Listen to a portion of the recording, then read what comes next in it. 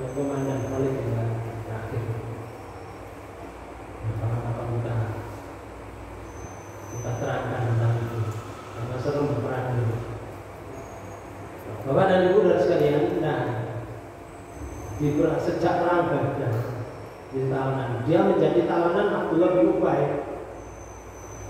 Sedangkan Abdullah bin Ubay itu mempunyai seorang budak wanita yang dikenal dengan nama Mu'azzah tadi.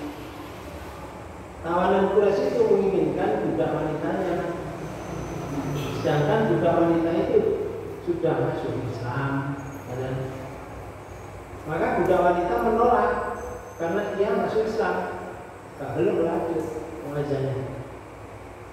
Sementara itu Abdullah bin Ubay memaksa Mu'azzah dari budaknya itu untuk melakukan pelacuran dengan lelaki Quraisy tersebut.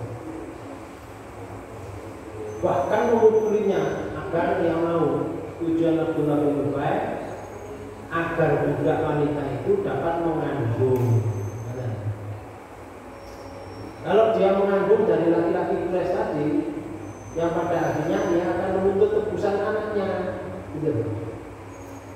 Dia kali itu. Maka Allah Subhanahu wa taala menurunkan ayat. Oleh ketua anaknya kan ditebus, berarti anakmu. Karena dia mereka itu yang menzinai itu orang merdeka. Nah ini budak, kamu harus tebus. Nah, tebusannya berbulan kantongnya. Itu nyambut gawe ini mau kan? Ada salah satu di antaranya. Jadi kancane dipaksa untuk. Jadi pertanyaannya, kalau orang dipaksa seperti itu, terus bagaimana hukumnya? Saya ini kalau kayak contoh, orang dalam kekuasaannya, cukup benar-benar, dulu dosa, tak tanggung dosanya, cukup, mantan dulu, tak tanggung dosanya, tak tanggung. Jadi bahasa ini waktu kira-kira ini dipaksa mungkin gitu, paksa orang disuruh ya. Tapi diancam ya? Enggak. Diancam ya? Enggak. Belum ada ancaman. Belum ada ancaman. Saya cakap begini, jujur. Kalau gak tunduk, akan ini dulu. Baik itu. Kalau mau diancam, itu beda. Karena itu ada ayat begini. Di Quran surat 3. Nih, di surat 3 itu ada kalimatnya. Nih. La yattahidil mu'minuna kafirina awliya'a min dunil mu'minin. Wa may yaf'al dzalika falaysa minallahi fi syai'in illa an tattaqu minhu tuqah. Surah 3 ayat 28. Sama terjemahkan. Janganlah orang-orang mukmin mengambil orang-orang kafir menjadi ayat 28 benar. Janganlah orang-orang mukmin mengambil orang-orang kafir menjadi wali atau pemimpin. Terus dengan meninggalkan orang-orang mukmin. Ayat ini melarang memilih orang kafir menjadi pemimpin. Terus bahasa ini pemilu. Ya, pemilu. Jangan mengambil orang kafir menjadi orang pimpinanmu, meninggalkan orang mukmin. Jangan. Berarti tidak diterja dosa. Karena Allah yang berfirman. Kasus sekarang Lanjut. Barang siapa berbuat demikian, niscaya lepaslah ia dari pertolongan Allah. Oh. Kalau dia berbuat demikian itu memilih orang kafir menjadi memilih. Allah tidak tanggung jawab, ditinggalkan petunjuknya ada. Ini kasusnya terus. Kecuali karena siasat memelihara diri dari sesuatu yang ditakuti dari mereka. Siasat berarti dia memilih, tapi itu siasat. Karena apa? Kalau tidak memilih dibunuh nanti. Kalau dibunuh, wah milih aja siasat. Allah mengatakan kecuali nggak apa. Jadi kalau ada ancaman seperti pembunuhan, ya sudah, apa-apa. Karena ada pernah sahabat itu bertanya kepada Rasulullah, melaporkan dirinya ketika disiksa, aman. Ini Bapak-Ibu sekalian dipaten ini. Kalau udah dipaten, ibu dipaten ini. Karena mempertahankan Allah Tuhan saya. La ilaha illallah Muhammad Rasulullah. Paten ini. Tujuannya dipaten ini. Hasil. Anaknya jenenge aman, benar. Dipaksa oleh orang tua, disiksa. Pasti dipaten oleh bapaknya dan ibunya. Itu mau balik kepada agama nenek moyang. Karena siasat, ya sudah, saya kembali. Kan sudah dipateni. Untungnya kan dipateni kok. Dia kembali itu dipateni wah, berat. Jadi dia kembali matinya dalam keadaan sirik. Terus dilepas. Masya Allah. Akhirnya segera lari kepada Rasulullah laporan. Ditanya seperti tadi. Rasulullah mengatakan tidak apa-apa. Itu adalah siasatmu supaya kamu tidak dibunuh. Membela diri itu juga jihad. Membela dirinya supaya tidak mati. Kalau tidak mati bisa tobatnya lebih panjang lagi. Tapi siasat, hanya siasat. Setelah itu kembali kepada agama yang benar, tidak kepada agama nenek moyang. Tapi kegertakan di waktu disiksa di suatu tempat tadi itu sebuah paksaan. Setelah dilepas dia pulang menghadap Rasulullah. Makanya ayat ini kecuali karena siasat memelihara diri dari sesuatu yang ditakuti dari mereka karena ancaman.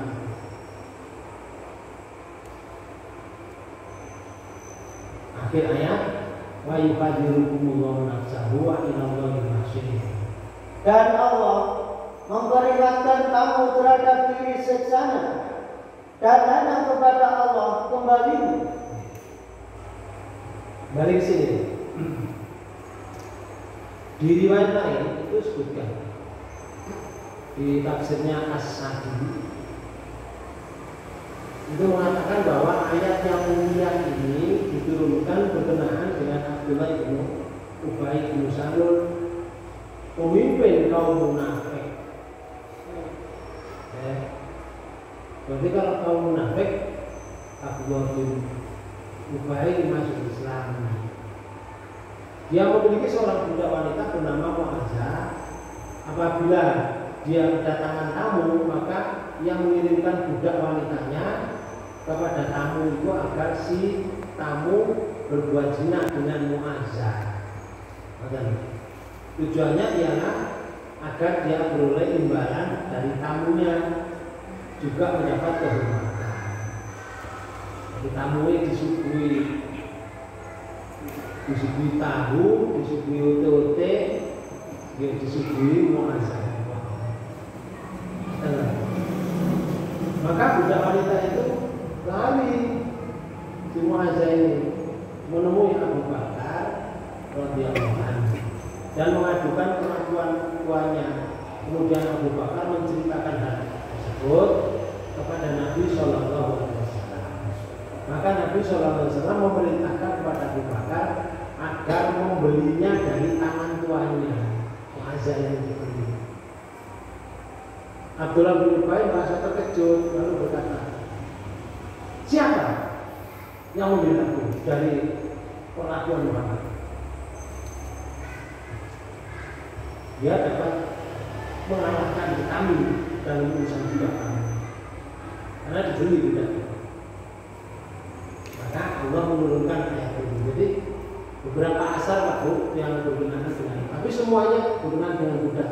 Tapi semuanya itu lingkupnya di Abdullah bin Ubay.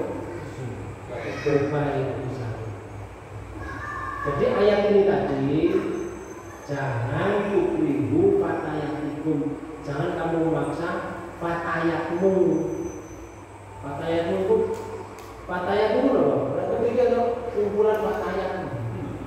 Oke, fatayat itu artinya pemuda perempuan, pemudi. Wanita mudi, itu jenis fatayat. Makanya kumpulan fatayat, kumpulan wedok-wedok. Kemudian Bapak sekalian, di ayat ini para budak itu menginginkan kesucian, in aradna tahassuna, sedangkan mereka sendiri menginginkan kesucian. Artinya ayat ini menggambarkan tentang pengecualian dari mayoritas. Karena mayoritas diperintah yang manut saja, terus juga dia merasa senang juga. Belajar itu orang sih merasa senang. Jadi di ruang belajar nggak senang. Dia akan senang-senang dengan Al-Quran. Tapi ada yang tahasunan, ada yang menginginkan dirinya suci, nggak mau. Maka tidak mengandung arti yang berhubungan dengan sebelumnya ayat itu. Nah, ayat ini menegur pada Abdullah bin Ubay, kita bertahu atau ayat itu ya, karena kalian waktu itu Abdullah bin Ubay hendak mencari keuntungan dunia. Tapi ayat ini tidak hanya untuk Abdullah bin Ubay. Kalau ada orang sekarang memaksa anaknya untuk melacur, atau suami memaksa istrinya untuk melacur, ada suami memaksa istrinya harus melacur, kalau enggak dipukuli, akhirnya istrinya melacur. Nah itu kenyiknya muda ini duit. Kadang-kadang dari suami itu, kamu belum enak, kamu enak, berbuat itu enak, mulai oleh duit, kamu mulai enak orang gaya mana orang seperti itu. Menjadi dunia ya. Itu kita bertahu atau ayat dunia, kalian tidak mencari keuntungan dunia dari pajak mereka, hasil mahar mereka itu, dan anak-anak yang dilahirkan dari mereka. Dan itu Rasulullah SAW bersabda telah melarang hasil usaha dari berbekal. Berkah. Yang ditarik darahnya tinggi. Bekal. Rasulullah telah melarang hasil usaha dari bekal. Mas kawin pelacur, upah tukang penuh dilarang. Telungnya juga haram. Kayak upah lagi atas tanah. Kembali minuman keras. Minuman keras itu dilaknat.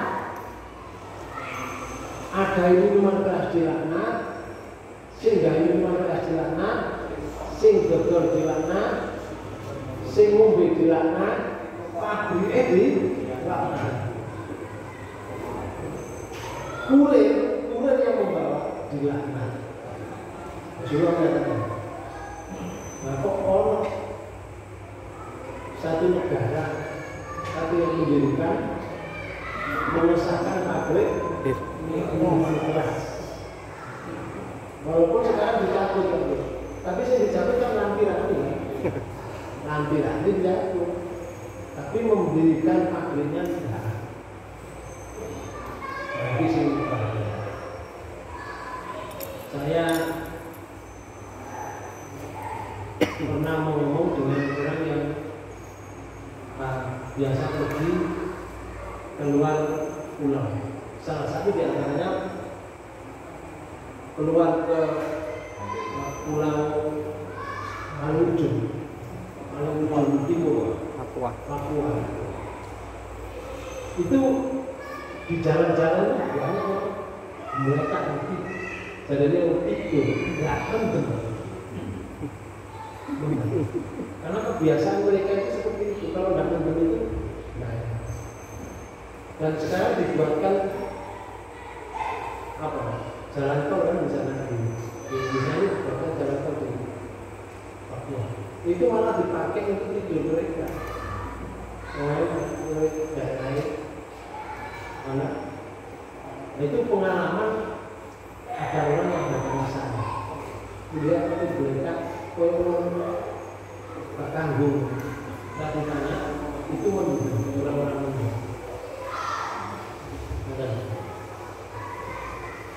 Ada lagi tentang upah.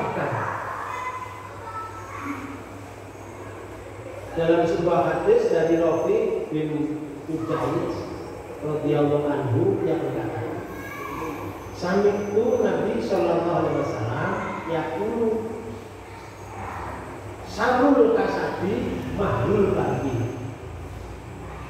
wa samanul kalbi wa kasabul hijabi. Aku mendengar Nabi sallallahu alaihi wasallam yang Rafi ini, seburuk-buruk usaha adalah mahar upah pezina. Pada kemana? Sudah Abdullah bin atau kalau ada orang model Abdullah bin Ubay itu kalau mendapat itu seburuk-buruk upah adalah upah pezina. Lalu yang kedua hasil jual beli anjing. Kalau Pak kucing barangnya banyak dijual. Kucing dilarang oleh Rasulullah.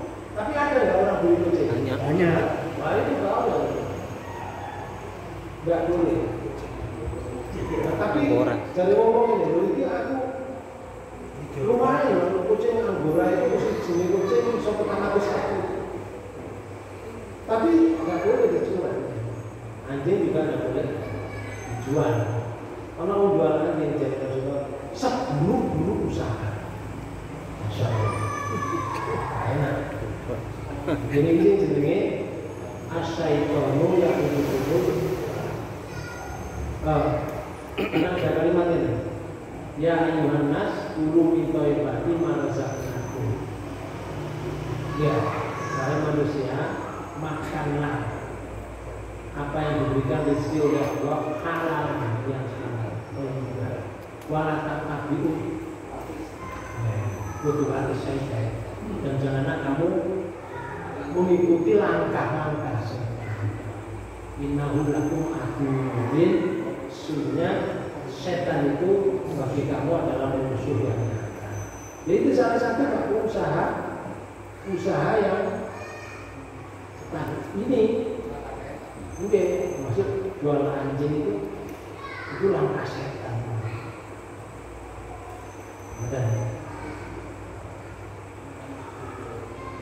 Dan upah bekam. Jadi kalau orang bekam itu diupahi, orang bekam itu diupahi. Itu dilarang oleh Rasulullah. Iya. Kemudian ada lagi hadis riwayat Muslim. Samanul kalbi qabisul iklannya. Wa mahlul bagi qabisul. Wa kasabul hijari qabisul. Hasil jual beli anjing itu adalah keji. najis. Hasil usaha zina adalah keji, dan upah ahli bekam juga keji. Hadis riwayat Muslim. Bisnis ya, bisnis ini 100. Kamu itu bukan yang zaman dulu pakai tanggul itu sama dengan bukan pengarang itu. Nah, canduk betul. Bekam itu sama dengan canduk. Kalau dulu itu pakai sunya sapi itu kan, disedot gitu. Saya itu pernah membekam orang Losari dekat. Wah, karena bapak saya dulu anak-anaknya masuk saya dicicit. Tapi disedot dengan ini. Kalau ada hari besar itu cari ini susu tanduknya sapi, terus dileleng gitu, ujungnya digoreng disedot. Nah, saya waktu itu ada teman yang sakit di Losari, badannya itu abu, saya coba saksikan dengan cara yang diajari bapak saya. Bukan, wah darahnya nggak buang celur ya, akhirnya beberapa kali saya bekam, tapi disedot itu, minum itu. Nah, saya khawatir, jangan-jangan penyakitnya saya. Nah, akhirnya karena dia minta tolong, akhirnya sampai cari sungguh saja tolong. Jadi kalau disedot itu nggak sampai masuk ke mulut. Nah, bapak-bapak sekalian, nah itu uangnya sembuh. Beberapa hari kata gimana? Alhamdulillah, dah sembuh. Tapi setelah itu sakit lagi, dan sudah tua memang, dan akhirnya meninggal. Nah, bapak-bapak sekalian, sekarang enggak. Bukan sekarang sudah ada alatnya. Jadi kok ini bukan jazz ini sama kok. Itu bukan. Dan Rasulullah itu selalu bukan. Karena darah-darah kotor yang menempel di pinggir daging di luar itu bisa mengumpeti jalannya ini darah. Karena kotor disedot, maka jadi sehat. Tiap makan kita kan, makanan kita kan jadi darah. Darah yang kotor kan dibuang ke sampah, masuk ke empedu dibuang lagi. Kan begitu. Nah, supaya pembuangannya itu cepat, ambil. Bekam itu di mana saja, mulai dari kaki sampai kemana. Di mana saja yang bisa dibuka. Kadang-kadang tanpa disedot itu, kalau sudah dicubusi kalau jarum keluar sendiri mos keluar dulu. Kalau itu sudah sangat ya badannya sangat rapuh, artinya sudah membuka. Karena disedot sudah kualan tidak. Saya pernah melihat tadi di sana utaranya matahari yang di Lestari,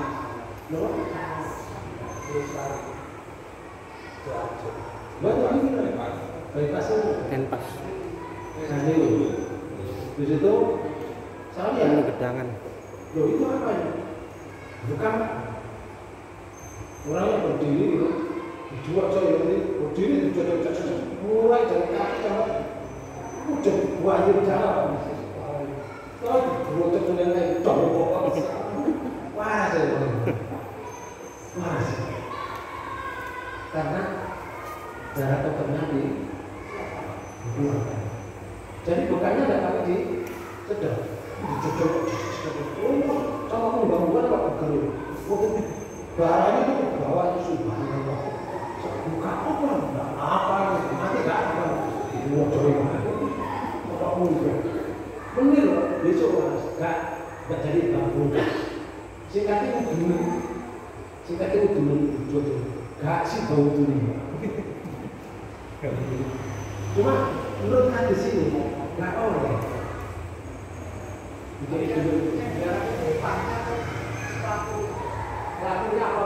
nah di sini kan ini lihat di sini sejauh upah bekam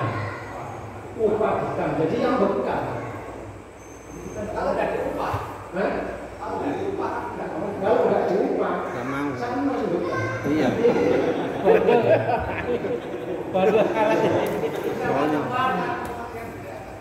Nanti kalau nggak diubah itu sangat susah. Soalnya bekam itu ada di bonggolnya, ada silet itu, ya, ada jarumnya. Itu beli ya. Kecuali wong itu beli diri, karena orang bisa bekam. Benar dia bahaya. Tapi nggak akan bekam, itu banyak. Iya. Tapi gak oleh gratis. Nah terus gak oleh terus apa mas? Ada gimana? Cuma para ulama memberikan keputusan bahwa upah bekam yang tidak boleh itu tidak menjadikan haram yang ketat, tapi ada kalimat yang gak bolehnya itu makruh. Ada yang pendapat seperti itu. Tapi tetap gak oleh, gak enak. Gak enak daripada jatuh pada kesalahan ya. Lebih baik pensiun kafe. kaki ini contoh lagi ya. Nabi SAW pernah meminta bahwasanya dia pernah meminta izin kepada Rasulullah SAW untuk penyewaan bekam, namun beliau melarangnya. Dia terus memohon dan meminta izin kepada beliau hingga beliau memerintahkan hendaknya upahnya diberikan untuk makan untamu dan makan budakmu. Nah, di sini diriwayatkan Abu Daud, Tirmidzi, Ibnu Majah. Jadi oleh upah bekam aja dipangan kayak nonton masa kalau dusmi dan iso itu kayak non budakmu loh sampai seperti itu.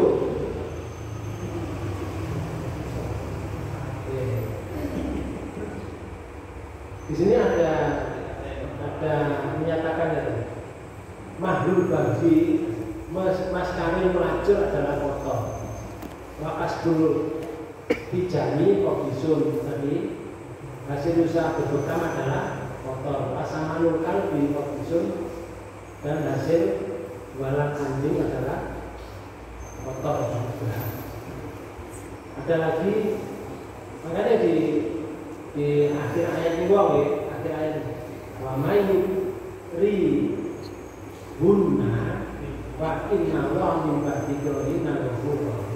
Dan barang siapa yang memaksa mereka, maka sesungguhnya Allah adalah Maha Pengampun lagi Maha Penyayang kepada mereka sesudah mereka dipaksa itu.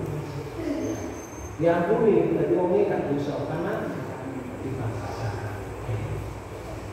Bapak dan Ibu saudara sekalian, nah itu yang berkenaan dengan Abdullah bin Ibrahim bin Sarun. Dan nasibannya, kemudian salah satu di antaranya ada berkenaan dengan pemaksaan ini. Ibnu Abi Hatim mengatakan telah menceritakan kepada kami Abu Zar'ah dan seterusnya. Lalu sehubungan dengan qiraat Abdullah bin Mas'ud, maka sesungguhnya Allah adalah Maha Pengampun lagi Maha Penyayang kepada mereka sesudah mereka itu dipaksa tadi. Sedangkan dosa mereka ditimpakan atas orang-orang yang memaksa. Sisi yang sing kalau Dukun, mau betul tak tanggung dosanya, mungkin ada pemaksaan. Maka ketika dia itu mengambil dosanya ditanggung sih. Kalau ini enggak dipaksa, kalau tidak dipateni, maka walaupun dia berzina tidak dosa. Ini artinya diampuni oleh Allah. Ya, artinya begini, segera yang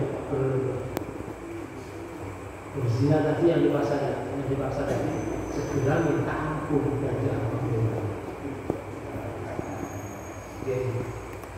Para bapak dan ibu sekalian, inilah yang disampaikan oleh Ibnu Katsir, Al-Quran surah 24 ayat 30. Lalu bagaimana ayat 34 ini? Betul lutut ini setengah. Insya Allah lanjut pada waktu dan timbang yang salah. Mudah-mudahan pertemuan ini menambah ilmu kita. Ya, mudah-mudahan kita dapat dirasa oleh Allah, dijaga oleh Allah pikirannya, pikiran kita diberikan oleh Allah kepada pikiran yang positif yang membawa kepada diri kita masing-masing menghadap Allah dalam keadaan husnul. Kemudian mudah-mudahan mohon maaf, kita tutup pertemuan ini dengan bacaan hamdalah. Alhamdulillah. Subhanallahumma wa bihamdika asyhadu an la ilaha